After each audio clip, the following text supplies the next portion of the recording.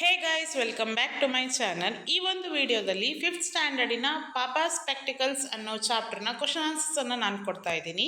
ಅದರಲ್ಲಿ first question ಬಂದು what is ಪಾಪಾ ಸರ್ಚಿಂಗ್ ಫಾರ್ ಅಂತ ಇದೆ. ಪಾಪಾ is searching for his spectacles. What are the possible places where ಪಾಪಾ ಕ್ಯಾನ್ ಫೈಂಡ್ ಇಟ್? ಪಾಪಾ can find his spectacles inside his pockets, under his chair, near the window, or on his head. At last, where does Papa find his lost item? Papa find his spectacles on his head. Think and discuss anta ide. Apart from a reading, guess some other course that Papa cannot do without the spectacles. ಓದುವುದನ್ನು ಬಿಟ್ಟು spectacles ಅಂದರೆ ಕನ್ನಡಕ ಅಂತ, ಕನ್ನಡಕವನ್ನು ಬಳಸಿ ಇನ್ನು ಯಾವ್ಯಾವ ಕೆಲಸವನ್ನು ಮಾಡ್ತಾರೆ ಅಂತ. Apart from a reading, papa cannot watch TV, cut vegetables, write anything, use a mobile phone and work on a computer without his spectacles. Next, what makes your papa happy? ನಿಮ್ಮ ತಂದೆಯವರಿಗೆ ಏನು ಖುಷಿ ಕೊಡುತ್ತೆ ಅಂತ ಕೇಳಿದ್ದಾರೆ. ಒಬ್ಬರಿಂದ ಇನ್ನೊಬ್ಬರಿಗೆ ಈ ಆನ್ಸರ್ ವೇರಿ ಆಗೇ ಆಗುತ್ತೆ. ಜನರಲ್ ಆಗಿ ಒಂದು ಆನ್ಸರು ನಾನಿಲ್ಲಿ ಕೊಟ್ಟಿದ್ದೀನಿ. ನಿಮ್ಮ ತಂದೆಯವರಿಗೆ ಅವರ ಇಷ್ಟಗಳು ಬೇರೆ ಇರ್ತದೆ, ಹಾಗೂ ನನ್ನ ತಂದೆಯವರಿಗೆ ಅವರ ಇಷ್ಟ ಬೇರೆ. ಹೀಗೆ ಒಂದು ವ್ಯಕ್ತಿಯಿಂದ ಇನ್ನೊಂದು ವ್ಯಕ್ತಿಯ ಇಷ್ಟಗಳು ಕಷ್ಟಗಳು ಬೇರೆಯೇ. ಹಾಗಾಗಿ ಜನರಲ್ ಆಗಿರೋ ಒಂದು ಆನ್ಸರನ್ನು ನಾನು ಕೊಡ್ತಾ ಇದ್ದೀನಿ. Spending time with family, listening to music, eating his favourite food or watching his favourite show make my papa happy. ನಿಮ್ಮ ತಂದೆಯವರಿಗೆ ಯಾವ ರೀತಿ ಖುಷಿ ಸಿಗುತ್ತೆ, ಯಾವುದರ ಮೂಲಕ ಖುಷಿ ಸಿಗುತ್ತೆ ಅನ್ನೋದನ್ನು ಈ ಉತ್ತರದಲ್ಲಿ ನೀವು ಮೆನ್ಷನ್ ಮಾಡ್ಬೋದು. Make a list of things as instructed below. Things generally misplaced at your home. Who helps you in finding these misplaced things? ಅಂದರೆ ಕೆಲವೊಂದು, ಈಗ ಉದಾಹರಣೆಗೆ ಮೇಯ್ನಾಗಿ ಹುಡುಗಿರಿಗೆ ಹೇಳೋದಾದರೆ ಕ್ಲಿಪ್ಸು ಮತ್ತು ರಬ್ಬರ್ ಬ್ಯಾಂಡ್ಸ್ ಮತ್ತು ಇನ್ನಿತರ ವಸ್ತುಗಳು ಇಟ್ಟ ಜಾಗದಲ್ಲಿ, ನಾವು ಒಂದು ಪರ್ಟಿಕ್ಯುಲರ್ ಜಾಗದಲ್ಲಿ ಇಟ್ಟಿರ್ತೇವೆ, ಆದರೂ ಕೂಡ ಅದು ಮಿಸ್ಪ್ಲೇಸ್ ಆಗುತ್ತೆ. ಅಂತಹ ವಸ್ತುಗಳು ಯಾವ್ಯಾವುದಂತ ಒಂದು ಲಿಸ್ಟ್ ಮಾಡಬೇಕು. ಮತ್ತು ಆ ವಸ್ತುಗಳನ್ನು ಹುಡುಕಿ ಕೊಡ್ಲಿಕ್ಕೆ ನಿಮ್ಗೆ ಯಾರು ಹೆಲ್ಪ್ ಮಾಡ್ತಾರೆ ಅಂತ ಇನ್ನೊಂದು ಕಾಲಮಲ್ಲಿ ಲಿಸ್ಟ್ ಮಾಡಬೇಕು.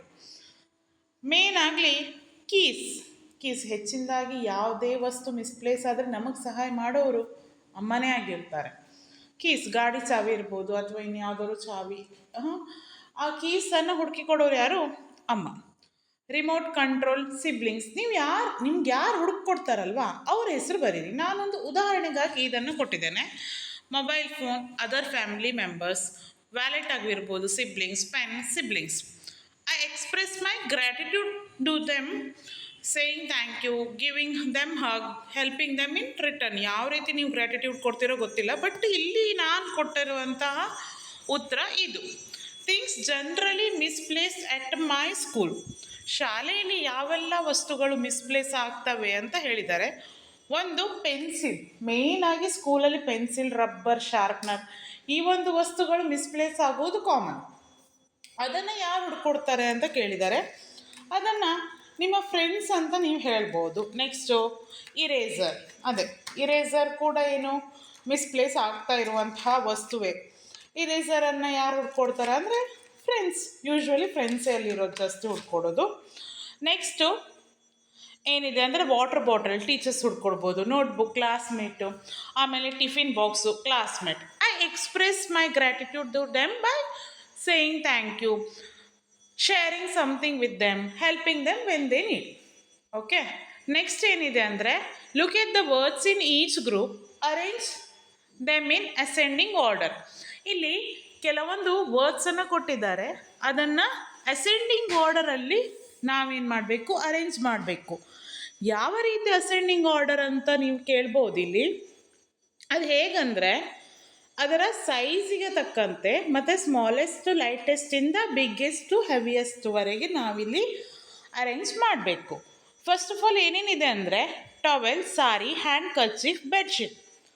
ಇದಕ್ಕೆಲ್ಲ ಕಂಪೇರ್ ಮಾಡಿದ್ರೆ ಅತಿ ಚಿಕ್ಕದಾದದ್ದು ಯಾವುದು? Hand kerchief.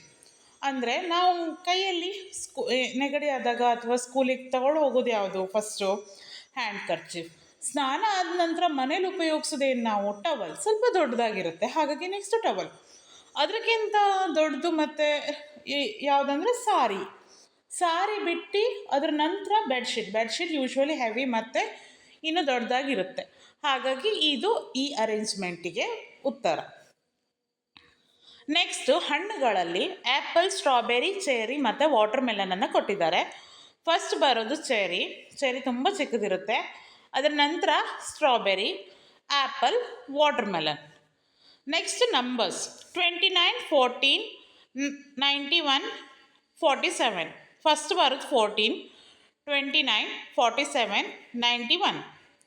ನೆಕ್ಸ್ಟ್ ಹೆನ್, ಕ್ರೌ, ಸ್ಪ್ಯಾರೋ, ಈಗಲ್. ಗುಬ್ಬಚ್ಚಿ ತುಂಬ ಚಿಕ್ಕದು, ಹಾಗಾಗಿ sparrow first. Sparrow, crow, hen, eagle.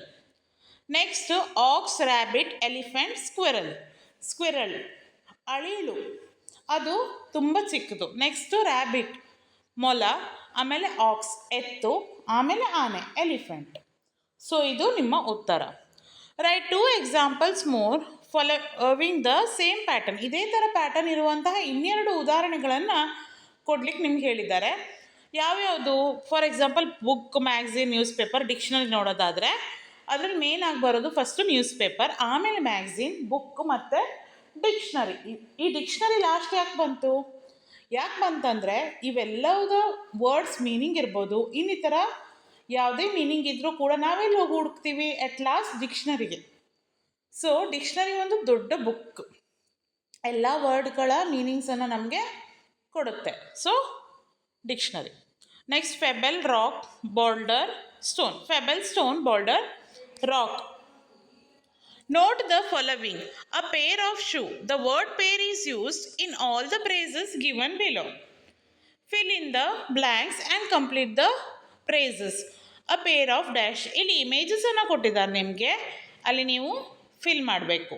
First ಏನು? A pair of scissors, a pair of pants or trousers ಅಂತಲೂ ಹೇಳ್ಬೋದು.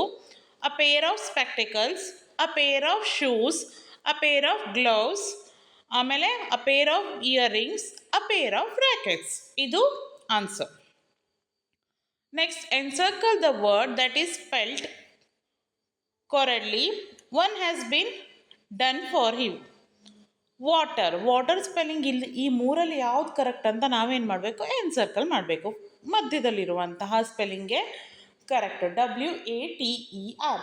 ಹಾಗಾಗಿ ಒಂದು ವರ್ಡನ್ನು ನೀವು ಪ್ರನೌನ್ಸ್ ಮಾಡ್ತೀರಾ ಅಂದರೆ ತುಂಬ ಇಂಪಾರ್ಟೆಂಟ್ ಅಂಶ ನಾವೇನು ಗಮನಿಸಬೇಕು ಅನ್ನೋದಂದರೆ ಏನಂತ ಹೇಳ್ತೀನಿ ಅಂದರೆ ಸ್ಪೆಲ್ಲಿಂಗ್ಸ್ ಗೊತ್ತಿರಬೇಕು, ಪ್ರನೌನ್ಸಿಯೇಷನ್ ಕೂಡ ಕರೆಕ್ಟ್ ಇರಬೇಕು. ಸೊ ಆನ್ಸರ್ಸನ್ನು ನಾನು ಇಲ್ಲಿ ಕೊಟ್ಟಿದ್ದೀನಿ. Water, vegetables, balloon spelling, house, elephant, spectacles, carpenter, fruit, receive, principal. ಮೇನಾಗಿ ಎಲ್ಲರೂ ಕನ್ಫ್ಯೂಸ್ ಆಗೋದು ಪ್ರಿನ್ಸಿಪಲ್ ಮತ್ತು ಪ್ರಿನ್ಸಿಪಾಲ್ ಮಧ್ಯೆ. ಆ ಒಂದು ಸ್ಪೆಲ್ಲಿಂಗ್ ಇಲ್ಲಿ ಕೊಡಲಿಲ್ಲ, ಆದರೂ ಕೂಡ ಕನ್ಫ್ಯೂಸ್ ಆಗುತ್ತೆ. ಓಕೆನಾ? Complete the story using the correct prepositions. ಇಲ್ಲಿ ಪ್ರಿಪೋಸಿಷನನ್ನು ಕೊಟ್ಟಿದ್ದಾರೆ, ಸಾರಿ ಸ್ವಲ್ಪ ಮಿಸ್ಟೇಕ್ ಆಯಿತು. ಪ್ರಿಪೋಸಿಷನ್ಸನ್ನು ಕೊಟ್ಟಿದ್ದಾರೆ. Around, after, before, in, above, on, among. ಇದನ್ನು ಬಳಸ್ಕೊಂಡು ಈ ಸ್ಟೋರಿಯನ್ನು ನಾವು ಕಂಪ್ಲೀಟ್ ಮಾಡಬೇಕು. ಫಸ್ಟ್ ಏನು ಬರುತ್ತೆ? ಇನ್ನು. Next around, above, among, on, before, after. Okay, my father has a habit of keeping his spectacles in random places. Last week he could not find his spectacles and looked around the house. We checked the big box that reached above our waists. My father looked for the spectacles among the newspaper kept on the table. He continued searching for 2 hours before finally giving up. He sat down on the bed after giving one look to the room and said with a sigh, "Look like it is time to get a new pair." So next ಇಲ್ಲಿ use the clues given below to complete the cross puzzle. ಈ news ಪೇಪರಲ್ಲೆಲ್ಲ puzzles ಎಲ್ಲ ಬರುತ್ತೆ ಅಲ್ವಾ, ಈ ರೀತಿಯಾಗಿ ಅಲ್ಲಿ ಮೇಲೆ clue ಕೊಟ್ಟಿದ್ದಾರೆ, ಅದನ್ನು ನಾವು ಏನು ಮಾಡಬೇಕು? ಫಿಲ್ ಮಾಡಬೇಕು. ಸೊ ಆನ್ಸರ್ಸ್ ಇಲ್ಲಿದೆ ನೋಡಿ. ಅಕ್ರಾಸಲ್ಲಿ ಸೆಕೆಂಡ್ ಒನ್ ನಿಯರ್, 6 ನಂಬರ್ಸ್ ಇದೆ, ಅಲ್ಲಿ ನೀವು ಅಲ್ಲಿ ಫಿಲ್ ಮಾಡಿ. Clean, outside, dark. ಡೌನಲ್ಲಿ yes, big, happy, fast, cold, sold. Let us speak. Papa is commonly used word in English. ಇಂಗ್ಲೀಷ್ನಲ್ಲಿ ಫಾದರಿಗೆ ಪಾಪ ಅಂತ ಕರಿತೇವೆ. ಹೀಗೆ ಬೇರೆ ಬೇರೆ ಭಾಷೆಯಲ್ಲಿ ಯಾವ ರೀತಿಯಾಗಿರ್ಬೋದು ಅಂತ ಕೇಳಿದ್ದಾರೆ. ಅದರ ಉತ್ತರ ಇಲ್ಲಿದೆ. ಕನ್ನಡದಲ್ಲಿ ಅಪ್ಪ ಅಂತ ಕರೀತಾರಲ್ವ, ಕನ್ನಡ ಅಂತಲೂ ಹಾಕಿ ಅಪ್ಪ ಅಂತ ಬರೀರಿ. ಸೊ ಇದು answer. Next, your teacher will read aloud a few word pairs. Listen carefully and encircle pairs in which the words sound different. ಇಲ್ಲಿ ಕೆಲವೊಂದು ಪೇರ್ಸನ್ನು ಕೊಟ್ಟಿದ್ದಾರೆ, ಅಲ್ಲಿ ಎನ್ಸರ್ಕಲ್ ಮಾಡ್ಬೇಕು ನೀವು. ಫಾರ್ ಎಕ್ಸಾಂಪಲ್ ಪೇರ್, ಪಿಯರ್, ಇದು ಎರಡೂ ಏನು ವರ್ಡ್ಗಳು ಡಿಫ್ರೆಂಟ್ ಮತ್ತು ಸೌಂಡ್ ಕೂಡ ಡಿಫ್ರೆಂಟ್. ಈಗ 8 ಸೇಮ್ ಅಲ್ವಾ, ನಾಟ್, ಫೇರ್ ಇವೆಲ್ಲ ಸೇಮ್. ಇಲ್ಲಿ ರೌಂಡ್ ಅಪ್ ಮಾಡಿರೋ ವರ್ಡ್ಸ್ ಎಲ್ಲ ಏನು ಡಿಫ್ರೆಂಟ್ ಸೌಂಡ್, ಹಾಗಾಗಿ ನೋಟ್ ಮಾಡಿ. For example dear spelling change, ಅದರ ಪ್ರೊನೌನ್ಸಿಯೇಷನ್ ಏನು ಸೇಮ್. ಹಾಗಾಗಿ ನೀವೀಗ ಯಾವ್ದು ರೌಂಡ್ ಅಪ್ ಮಾಡಬೇಕಂದ್ರೆ ಇಲ್ಲಿದೆ ನೋಡಿ. Okay, write the poems papa's spectacles in the form of story ರೂಪದಲ್ಲಿ ಬರಿಬೇಕಂತ ಹೇಳಿದ್ದಾರೆ. ಇಲ್ಲಿದೆ, ನೋಟ್ ಮಾಡಿ. ಓಕೆ, ಪಾಸ್ ಮಾಡಿ ನೋಟ್ ಮಾಡಿ. Next, fun with a match stick. Move three match stick to make a 3 square. ಇಲ್ಲಿ 3 ಮ್ಯಾಚ್ ಸ್ಟಿಕ್ಕನ್ನು ನಾನು ಮೂವ್ ಮಾಡಬೇಕು. ಹೇಗೆ ಅಂದರೆ 3 ಸ್ಕ್ವೇರ್ಗಳು ಆಗಬೇಕು. ಈ ರೀತಿಯಾಗಿ ಮೂವ್ ಮಾಡಿದಾಗ ನಮಗೇನು ಸಿಗುತ್ತೆ, 3 ಸ್ಕ್ವೇರ್ಗಳು ಸಿಗುತ್ತೆ. Look at the flame, touch the red star with the tip of your nose and look at the candle. It starts burning. ಇಲ್ಲಿ ಸ್ಟಾರ್ ಕೊಟ್ಟಿದ್ದಾರಲ್ಲ, ಅದಕ್ಕೆ ಡೂ ಇಟ್ ಯುವರ್ ಸೆಲ್ಫ್ ಅಂತ ಹಾಕಿದ್ದೀನಿ. ಅಲ್ಲಿ ನಿಮ್ಮ ನೋಸನ್ನು ಟಚ್ ಮಾಡಿ ಫ್ಲೇಮನ್ನು ನೋಡಬೇಕು. ಅವಾಗ ಏನು ಕಾಣುತ್ತೆ, ಬರ್ನ್ ಆ ಥರ ಕಾಣುತ್ತೆ. ಎಕ್ಸ್ಪೆರಿಮೆಂಟ್ ಮಾಡಿ ನೋಡಿ ಗೊತ್ತಾಗುತ್ತೆ. Look carefully, can you find the ಅಂತ ಕೇಳಿದ್ದಾರೆ. ಈ ಒಂದು ಪಜಲನ್ನು ಕೇರ್ಫುಲ್ಲಿಯಾಗಿ ನೋಡಬೇಕು. ಡಿ ಕಾಣುತ್ತಾ ಅಂತ ಕೇಳಿದ್ದಾರೆ. ಈ ಸೆಕೆಂಡ್ ರೋ ನೋಡಿ, ಅದರಲ್ಲಿ 4th one ಅಲ್ಲಿ ಡಿ ಇದೆ. ಓಕೆ, ಇಲ್ಲಿ ರೌಂಡ್ ಅಪ್ ಮಾಡಿದ್ದೀನಿ ನೋಡಿ, ಅಲ್ಲಿರೋದೆ ಡಿ. ಓಕೆ, ಇಲ್ಲೊಂದು ರೀಡಲ್ ಇದೆ, ಅದರ ಆನ್ಸರ್ ಬಂದು ಓನಿಯನ್. ಮತ್ತು ತುಂಬ ಕನ್ಫ್ಯೂಸಿಂಗ್ ಏನಿಲ್ಲ, ಹಾಗಾಗಿ ಓನಿಯನ್ ಅಂತ ಡೈರೆಕ್ಟಾಗಿ ಹೇಳಿದೆ. ಓಕೆ, ಯಾರಿಗೆಲ್ಲ ನನ್ನ ವಿಡಿಯೋ ಇಲ್ಲಿ ತನಕ ಇಷ್ಟ ಆಯಿತು ಅವರೆಲ್ಲ, ಯಾರಿಗೆ ಈ ವಿಡಿಯೋ ನೀಡಿದೆ ಆದಷ್ಟು ಅವ್ರಿಗೆ ಶೇರ್ ಮಾಡಿ. ಸೊ ನನ್ನ ವಿಡಿಯೋ ಹೇಗೆ ಅಂದರೆ ತುಂಬ ಏನು ನಾನು ಎಳೆಯೋದಿಲ್ಲ, ಏನು ಕಂಟೆಂಟ್ ಇದೆ ಅದನ್ನು ಹೇಳಿ ಮುಗಿಸಿ ವಿಡಿಯೋನ ಎಂಡ್ ಮಾಡ್ತೀರಿ. ಇನ್ನು ನಿಮಗೆ ಈ ವಿಡಿಯೋ ಇಷ್ಟ ಆದಲ್ಲಿ ಶೇರ್ ಮಾಡಿ.